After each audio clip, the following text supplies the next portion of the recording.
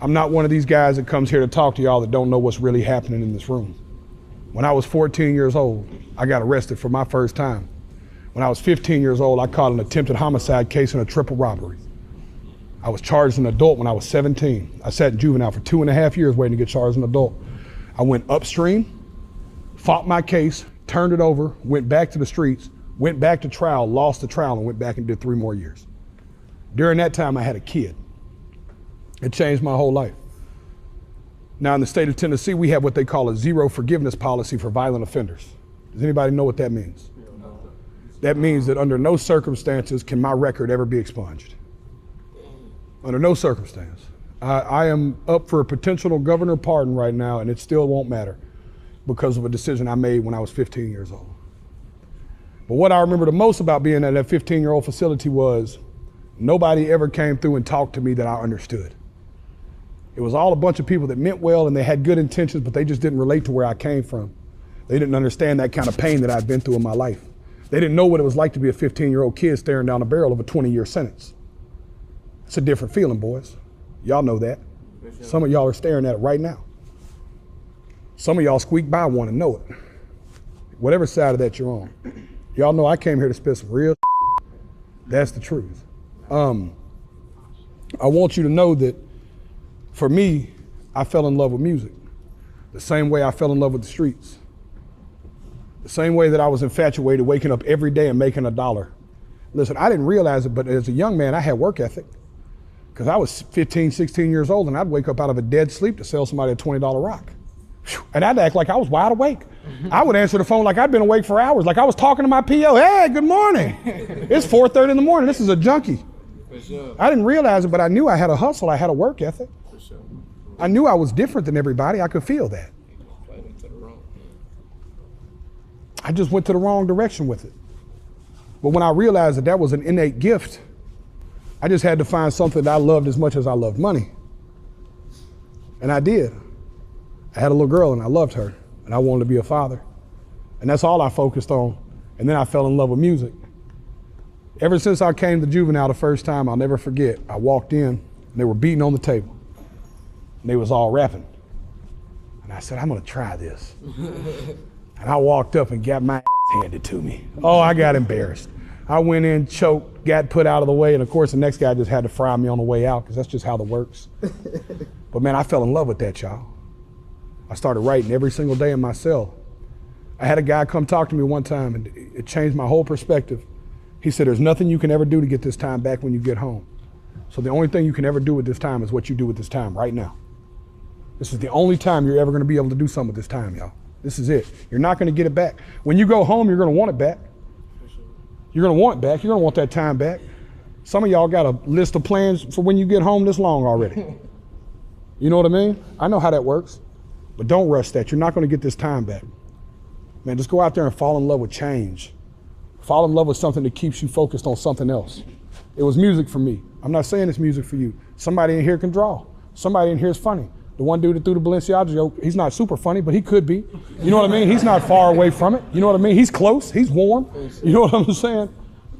I'm saying that I truly believe that change in here happens. And I know what a cycle this is for y'all. I know how, I explain this to staff at every juvenile I go to before I talk to y'all. It's like, I'm a 40-year-old man now. 6 months for me is like a nap. I wake up, it's been 6 months, literally. That's what happens when you're 40. But when I was 16, 6 months meant, depending on what 6 months, if I started 6 month sentence in November and I didn't get out until April, I missed an entire school year. So now I'm a second year freshman. Now I'm behind. Now I'm fighting the uphill battle. And that made me want to give up. I didn't want to be the guy that graduated at 19, so I just bailed on school the first time I went to juvenile and had to spend the summer. It didn't make no sense for me to go back, you know? I'm telling y'all, that's not the right way to think about this though, man. And this is, some of y'all are in here right now on what is genuinely gonna be your last chance before you don't get another chance. Dead ass. Some of y'all in here right now have missed that anyways. It's over. You already missed that last chance. You have to deal with it across the highway. Y'all know that too. But that don't mean it's too late for you to change neither. But man, I'm telling y'all, as sure as I'm sitting here speaking to y'all, man, this can turn around for you in a moment, at any second, if you just dedicate and believe into it. I didn't believe it for forever. Every time I went to a juvenile facility or any time I went to any facility, I immediately just got involved in the shenanigans.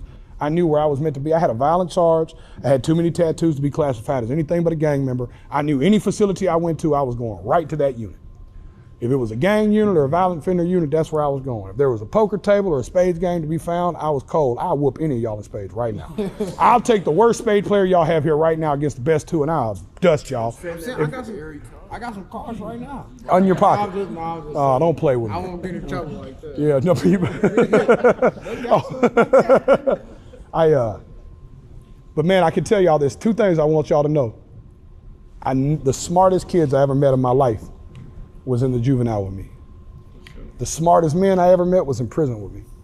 The most driven people I ever met, the hardest working people I ever met were stone cold drug addicts or stone cold drug dealers. To this day, I've never seen more talent, more songwriting, more spirit, more energy than I've ever seen in these walls, man. Because I know that anybody that is as fearless as y'all are, to be in this facility, to live in this, and to have to wake up every day in the unknown in these kind of environments, if you could apply that same kind of fearlessness to anything else in life, that's what I realized about me, man. I realized that this didn't make me f***ed up. This made me special. That's what changed my perspective, y'all. And whenever I finally quit looking at myself like a victim of the system, and I started realizing that, man, I might be as smart as some of these dudes in here. I might be able to figure this out. I tell y'all what I know. I know that I went to jail and juvenile the first time and I could barely read and write. And to this day, I'm the most articulate person I know. You know why? I had to talk my way out of a bunch of shit. I had to figure my way through the system for 10 years as a kid. I had to falafel around. Some of y'all are the most charismatic kids on earth. This young man right here is dying to talk to me about something. You could tell he's glowing off of him. It's glowing off of him. Funny man too. Now before I keep talking at y'all, I want to show y'all why I'm really here. Yo, where's Joe? Joe, grab that guitar.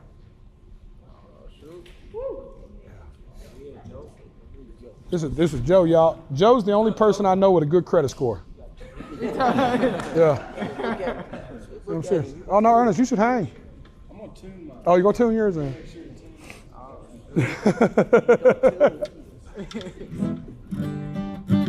Let's start with the hate. Okay. Yeah.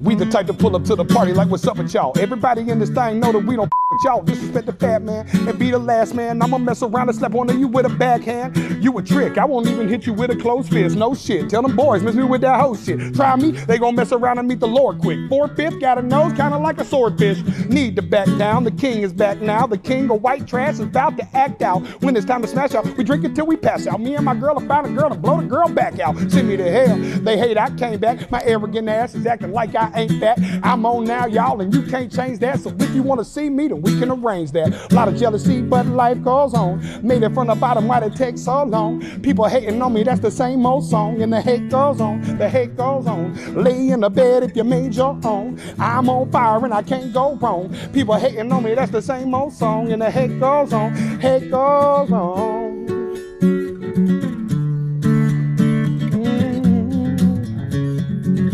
We'll do it here. Ready? I've been drinking, I've been smoking, rolling through the city with my eyes half open. Eyes are rolling, I can't hold it. I'm messed up and everybody knows it. Keep your drama, I don't need that sucker. You see, I came from the rubble. You can see my hustle, you don't know my pain. You ain't see my struggle. I got my middle finger up like I'm a Diaz brother. Talk shit till we pull up in a full truck of fools holding tools up, ready to shoot up anyone who abused us, bullied and used us. It's the revenge of the misfits and losers. Hold up, the fat man is on, y'all. The Joker's back and Batman is gone, dog. It's all wrong, so really f*** all y'all. And that's why you on my missed call log. A lot of jealousy, but life goes on. Made it from the bottom, why'd it take so long? People hating on me, that's the same old song. And the hate goes on, the hate goes on. Lay in the bed if you made your own. I'm on fire and I can't go wrong. People hating on me, that's the same old song. And the hate goes on, the hate goes on. said the head goes on, and the head goes on.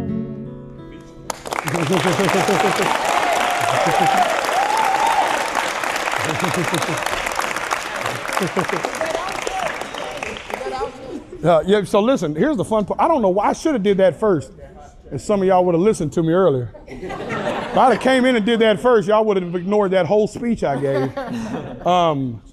I'll play that song first for y'all for one reason though. When I was like 13 years old, I got this tattoo. It says the hate goes on. I was 13, I don't know what I was thinking. Didn't make any sense. But when I went to Juvenile, I wrote the song for the first time when I was 15. I wrote the first version of that song when I was 15. Think about that. 17 years after that, I found the version of the song that I would put out. And the song's a platinum song now. But literally, the first time I tried to write a version of a song called The Hate Goes On, I was 15 years old in a place called Woodland Hills. It was just like this. It was a state camp in Tennessee. 20, yeah, that's the hustle though, right? For sure. Right, it's like the law of that applies to this is that there's this idea that if you put 10,000 hours into anything, you can be great at it, right? It just took me 15 years to put 10,000 hours into that. You know what I mean? I had to write 1,000 songs. But that rule applies to whatever. What you laughing? Funny man, funny man. Tell me a joke, funny man. Tell me a joke, funny man. Make us all laugh right now, funny man. I want to hear it. All right, check us out. Yo. Check us out. Reel it back in, 30 seconds. Here's the deal, man. That is exactly how I expected that to go. And I expected if I sit here for 15 more minutes and I let y'all talk to each other, 5 more kids will stand up with something to say. Because that's how it works. Man, that's expression. Don't ever lose that. Whether you try to do it for a living or not, man, being in a place like this and not being able to get them thoughts out of you is so special, man. Whether you want to rap it to me or not, that's cool. Just keep writing it, though. You know what I'm saying? Find when you want to rap it and spit it for somebody, that's cool, but just the way you feel about spitting it right now, don't let that stop the way you feel about writing it. Period. This thing is exercise. Who's the best drawer in here? I want to see that guy. I know somebody. Who's doing all the cards for everybody? Who's doing the cards here? You can tell you can tell by the kind of. I'm trying to hide your face now.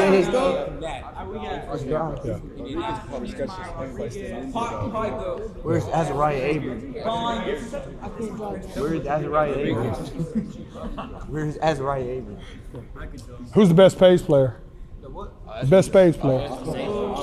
Come on. Yeah, the people that don't know how to set the deck. The people that know how to set the deck. They ready to hear. Fine, put your head down. Fine, Come on. You need me on your team. I need you. Send that to church. But listen, hear me out, man. I do this exercise. I don't do it in adult jails because they've already got their own shit happening. But I do this when I come to juveniles. One, to show you, as much as intense as it gets in here, how supportive y'all are of each other. You don't even know that. Some of y'all don't even like each other, but as soon as it came up, you instinctually stopped to point at somebody else.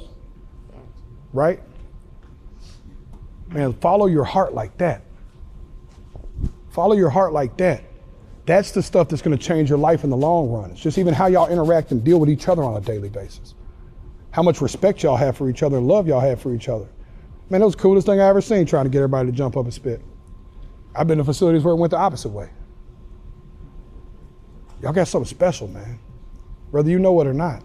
And this right here is a season. Hold on, we got a new funny man. Oh, I want to hear it. Share it with the class. Share it with the class. We want to hear it. Share it with the class. I want to hear it.